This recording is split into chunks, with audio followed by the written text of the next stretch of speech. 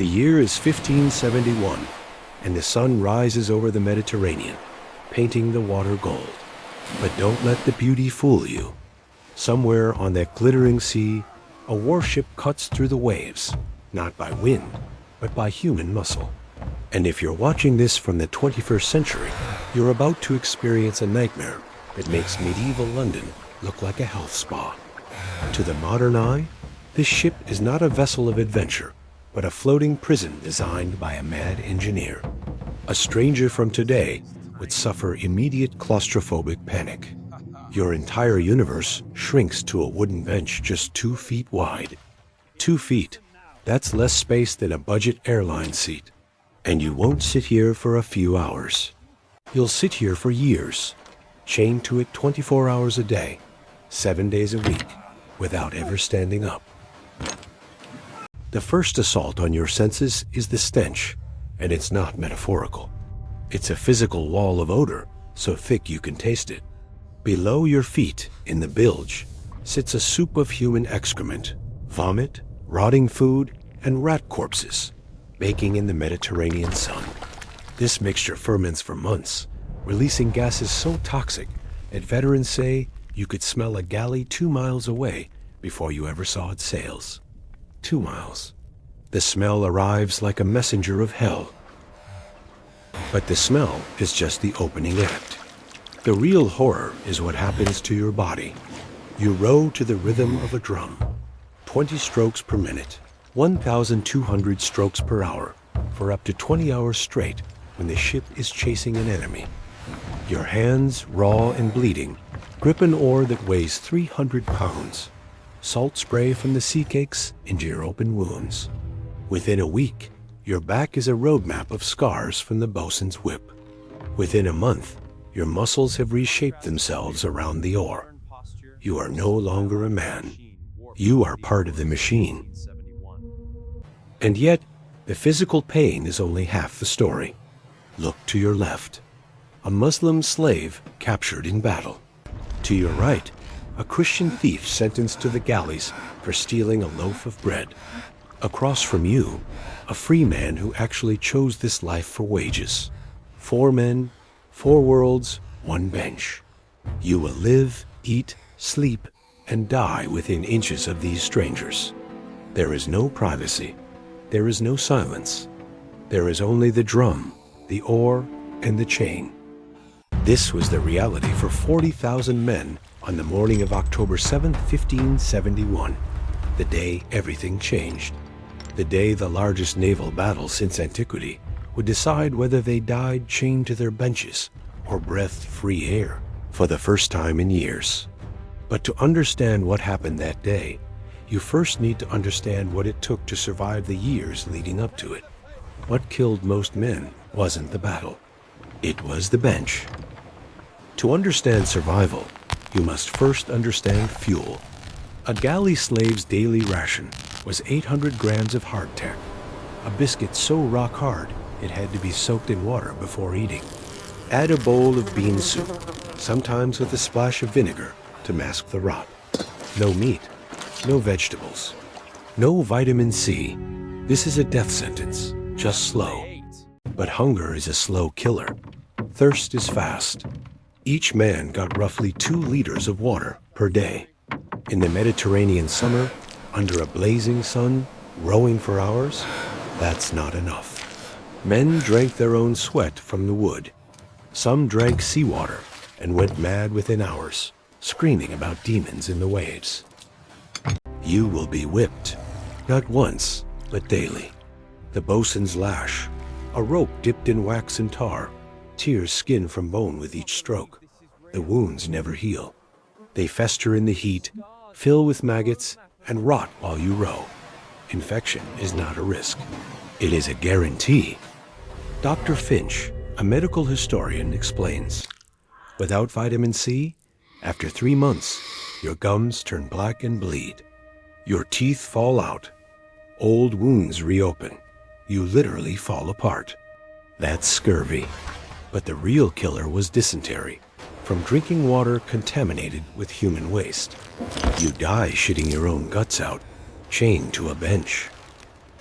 When a man died, and they died daily, the procedure was simple. The chain was unlocked. The body was dragged down the central corridor, past the living who continued to row. Then, over the side, into the blue water. No prayer, no ceremony. Just the splash, and the oars never stopped moving. The man next to you could die at noon, and by sunset, a new slave would be chained in his place. This was the system. You were not a man. You were a muscle, a pair of lungs, a stomach to be filled just enough to keep rowing. The galley was a machine, and you were the cheapest, most replaceable part. To survive, you had to accept this. You had to become less than human, because the moment you remembered you were human, the despair would kill you faster than any whip. But hope doesn't die easily. On a galley, news travels faster than the wind, passed in whispers between strokes, hidden in coughs, spelled out by fingers on wood. A rumor is spreading. A great battle is coming. The Christian fleet is gathering. And if they win, the slaves go free. Is it true? No one knows. But for the first time in years, men look at each other. To understand what's coming, you need to see what they can't. The Mediterranean, 1571. The Ottoman Empire controls the east. Venice, Spain, and the Pope control the west. For decades, the Turks have been pushing forward. Cyprus has fallen. Now they want more. The Christian nations know. If they don't stop the Ottomans here, there will be no Europe left to save. In Rome, something impossible happens. Spain and Venice, enemies for centuries, unite. The Pope blesses a fleet. Warships from Genoa, Naples, Savoy, and Malta gather. 206 galleys. 6 massive galleasses. 28,000 soldiers. They call it the Holy League. Their goal, find the Ottoman fleet and destroy it. The slaves don't know this yet, but they feel something changing. But the Turks are not afraid. Their fleet is larger, 230 galleys, 34,000 soldiers. And they have something the Christians lack. 37,000 rowers, mostly Christian slaves. Men who have spent years chained to these benches. Men who will row until their hearts burst, because they have no choice. The Ottomans believe God is on their side. They've never lost a battle of this size. Ali Pasha knows his rowers are a weakness. So before battle, he makes a promise. He rides along his line of ships and shouts, "If we win, you will be freed." Every Christian slave on every Ottoman galley. Freedom. The men look at each other. For the first time in years, they have something to row toward. Not survival, freedom. October 6th, 1571. The night before the battle.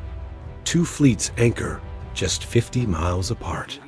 On the Ottoman ships, slaves whisper prayers in languages their masters don't understand. On the Christian ships, soldiers sharpen swords and confess their sins. No one sleeps. The sea is calm. The air is heavy. Tomorrow, 80,000 men will fight, and 37,000 slaves will watch their fate decided by others. October 7th, 1571. Dawn breaks over the Gulf of Patras. 2 fleets see each other at the same moment. 6 miles of water between them. 6 miles between 80,000 men and their deaths. The drums begin. Not a rhythm for rowing now. A rhythm for war. The Christians have a secret weapon. 6 giant galleasses. Floating fortresses packed with cannons. They move ahead of the fleet. When the Turks come within range, they fire. 3 Ottoman galleys disintegrate. Hundreds of men gone in seconds. The slaves on both sides feel the shockwave through the water. Then the fleets collide. Thousands of men leap from ship to ship. Muskets, swords, arrows, fire. On the Turkish ships, slaves face an impossible choice. Row for your masters or refuse and die. Some keep rowing, some stop. The guards can't whip everyone. Not now. Ali Pasha's flagship engages the Christian flagship. Admiral versus admiral. Soldiers swarm both decks. Then, a musket shot. Ali Pasha falls. His head is raised on a pike for all to see. The Ottoman line breaks. Panic spreads. Ships try to flee, but there's nowhere to go. Then it happens. Christian soldiers board a Turkish galley. They don't see enemies below deck. They see thousands of men in chains. Men with European faces. Men who speak their language. Cut the chains, someone shouts. Hammers break iron. 12,000 Christian slaves are freed that day. 12,000 men walk onto decks as free humans for the first time in years. By sunset, 30,000 men are dead. The sea is red. Ships burn through the night. But 12,000 slaves are free. They have no homes, no families waiting, no money. But they have something they'd lost years ago, themselves. The battle is over. The machine is broken. And for one day, in one place, the chains are gone.